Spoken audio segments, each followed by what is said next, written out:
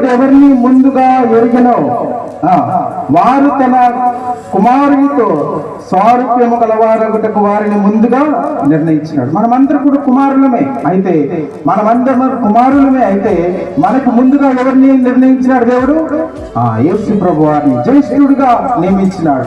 కనుక జ్యేష్ఠునికి ఉన్నటువంటి బాధ్యతలు, విలువలు ఈనాడు చూపించవు. ప్రియమైన వాళ్ళరా, బాధ్యత కావాలి.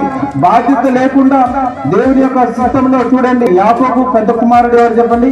రూబేలు, జ్యేష్ఠుడు. కనుక అతనికి జ్యేష్ఠత్వాన్ని ఇస్తే అతను ఏం చేసినాడు? దాన్ని జ్యేష్ఠుడికి ఉన్నటువంటి లక్షణాన్ని కోల్పోయినాడు. ఇప్పుడు ఆ జ్యేష్ఠత్వాన్ని దేవుడు ఎవరికి ఇచ్చినాడు? యోసేపుకి ఇచ్చినాడు. యోసేపు ఏం చేసినాడు చెప్పండి?